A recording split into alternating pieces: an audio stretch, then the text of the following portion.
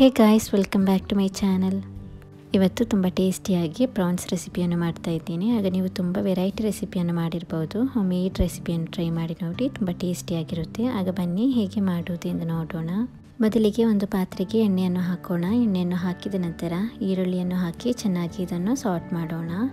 ಈಗ ಇದಕ್ಕೆ ಸ್ವಲ್ಪ ಉಪ್ಪನ್ನು ಆ್ಯಡ್ ಮಾಡಬೇಕು. ಉಪ್ಪನ್ನು ಆ್ಯಡ್ ಮಾಡಿದ ನಂತರ ಚೆನ್ನಾಗಿ ಇದನ್ನು ಸಾಟ್ ಮಾಡೋಣ. ಉಪ್ಪು ಆ್ಯಡ್ ಮಾಡಿ ಈರುಳ್ಳಿಯನ್ನು ಸಾಟ್ ಮಾಡೋದ್ರಿಂದ ಬೇಗ ಈರುಳ್ಳಿ ಫ್ರೈ ಆಗುತ್ತೆ. ಸೊ ಉಪ್ಪನ್ನು ಆ್ಯಡ್ ಮಾಡಿ ಚೆನ್ನಾಗಿ ಇದನ್ನು ಸಾಟ್ ಮಾಡೋಣ. ನಂತರ ಈಗ ಇದಕ್ಕೆ ನಮಗೆ ಖಾರ ಎಷ್ಟು ಬೇಕಾಗುತ್ತೆ ಅಂತ ನೋಡಿಬಿಟ್ಟು ಹಸಿಮೆಣಸಿನಕಾಯಿಯನ್ನು ಆ್ಯಡ್ ಮಾಡಬೇಕು. ನಾನು ಇಲ್ಲಿ 2-3 ಹಸಿಮೆಣಸಿನಕಾಯಿಯನ್ನು ಕಟ್ ಮಾಡಿ ಹಾಕ್ತಾ ಇದ್ದೇನೆ. ನಿಮಗೆ ಖಾರ ಎಷ್ಟು ಬೇಕಾಗುತ್ತೆ ಅಂತ ನೋಡಿಬಿಟ್ಟು ಆ್ಯಡ್ ಮಾಡಿ. ಈಗ ನೆಕ್ಸ್ಟ್ ಇದಕ್ಕೆ ನಮಗೆ ಶುಂಠಿ ಬೆಳ್ಳುಳ್ಳಿಯನ್ನು ಆ್ಯಡ್ ಮಾಡಬೇಕು. ನಾನು ಇಲ್ಲಿ ಶುಂಠಿ ಬೆಳ್ಳುಳ್ಳಿಯನ್ನು ಚೆನ್ನಾಗಿ ಇದನ್ನು ಜಜ್ಜಿ ಆ್ಯಡ್ ಮಾಡ್ತಾ ಇದ್ದೇನೆ. ಇದಕ್ಕೆ ಫ್ರೆಶ್ ಆಗಿ ಶುಂಠಿ ಬೆಳ್ಳುಳ್ಳಿಯನ್ನು ಜಜ್ಜಿ ಹಾಕೋದ್ರಿಂದ ಒಳ್ಳೆ ಫ್ಲೇವರ್ ಸಿಗುತ್ತೆ. ನಾವು ಪೇಸ್ಟನ್ನೆಲ್ಲ ತುಂಬ ದಿನ ಫ್ರಿಜ್ನಲ್ಲಿ ಇಟ್ಟು ಆ್ಯಡ್ ಮಾಡೋದ್ರಿಂದ ಅದರ ಟೇಸ್ಟ್ ಅಷ್ಟು ಚೆನ್ನಾಗಿರೋದಿಲ್ಲ. ಸೊ ನೀವು ಇದನ್ನು ಮಾಡುವಾಗ ಶುಂಠಿ ಬೆಳ್ಳುಳ್ಳಿಯನ್ನು ಜಸ್ಟ್ ಇದನ್ನು ಜಜ್ಜಿ ಆ್ಯಡ್ ಮಾಡಿ. ತುಂಬ ಟೇಸ್ಟಿಯಾಗಿರುತ್ತೆ, ತುಂಬ ಫ್ಲೇವರ್ಫುಲ್ ಆಗಿರುತ್ತೆ. ಈಗ ಇದನ್ನು ಚೆನ್ನಾಗಿ ಸಾಟ್ ಮಾಡೋಣ. ಈಗ ನೆಕ್ಸ್ಟ್ ಇದಕ್ಕೆ ನಮಗೆ 2 ದೊಡ್ಡ ಟೊಮೆಟೊವನ್ನು ಆ್ಯಡ್ ಮಾಡೋಣ. ನನ್ನ ಈ ಚಾನಲಿಗೆ ಸಬ್ಸ್ಕ್ರೈಬ್ ಆಗದವರಿದ್ದರೆ ಪ್ಲೀಸ್ ನನ್ನ ಚಾನಲಿಗೆ ಸಬ್ಸ್ಕ್ರೈಬ್, ಲೈಕ್, ಶೇರ್, ಕಮೆಂಟನ್ನು ಮಾಡಿ ಸಪೋರ್ಟ್ ಮಾಡಿ.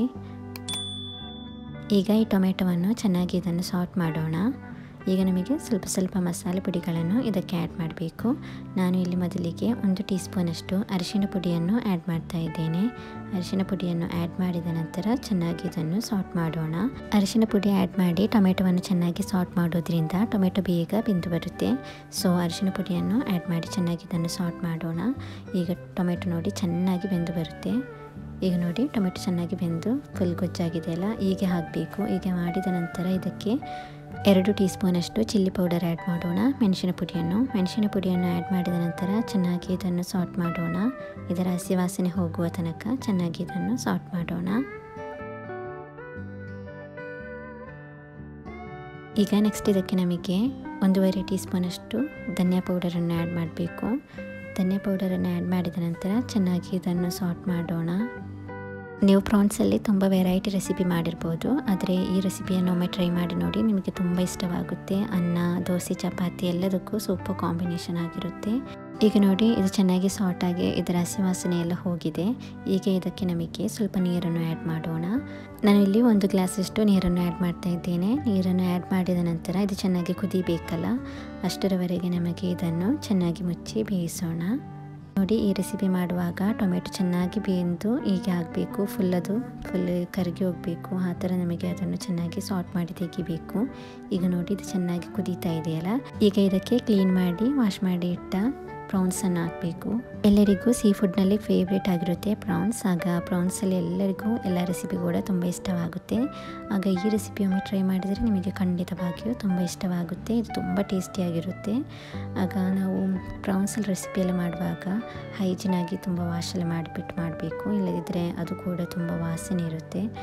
ಆಗ ಈಗ ನೋಡಿ ಇದು ಮಿಕ್ಸ್ ಎಲ್ಲ ಮಾಡಿಬಿಟ್ಟು ಇದನ್ನು ಮುಚ್ತಾ ಇದ್ದೇನೆ. ಈಗ ಇದನ್ನು ಮುಚ್ಚಿ ತುಂಬ ಚೆನ್ನಾಗಿ ಇದನ್ನು ಬೇಯಿಸಿದರೆ ನೋಡಿ ಇದು ಚೆನ್ನಾಗಿ ರೆಡಿ ಆಗುತ್ತೆ. ಈಗ ನೋಡಿ ನಮ್ಮ ಪ್ರಾನ್ಸ್ ಕೂಡ ಚೆನ್ನಾಗಿ ಬೆಂದು ಬಂದಿದೆ. ಈಗ ಇದನ್ನು ಚೆನ್ನಾಗಿ ಬೇಯಿಸಿದ ನಂತರ ಲಾಸ್ಟಿಗೆ ಇದಕ್ಕೆ ನಮಗೆ ಸ್ವಲ್ಪ ನಿಂಬೆ ಹುಳಿಯನ್ನು ಆ್ಯಡ್ ಮಾಡಬೇಕು. ನಿಂಬೆ ಹುಳಿ ರಸ ಇರ್ತದಲ್ಲ, ಅದನ್ನು ಆ್ಯಡ್ ಮಾಡಿ ಚೆನ್ನಾಗಿ ಇದನ್ನು ಮಿಕ್ಸ್ ಮಾಡಬೇಕು. ಹೀಗೆ ಇದನ್ನು ಚೆನ್ನಾಗಿ ಮಿಕ್ಸ್ ಮಾಡಿದ ನಂತರ ಇದಕ್ಕೆ ಫೈನಲ್ ಆಗಿ ಕರಿಬೇವಿನ ಸೊಪ್ಪನ್ನು ಹಾಕೋಣ. ಕರಿಬೇವಿನ ಸೊಪ್ಪು ಹಾಕೋದ್ರಿಂದ ಒಳ್ಳೆ ಫ್ಲೇವರ್ ಸಿಗುತ್ತೆ.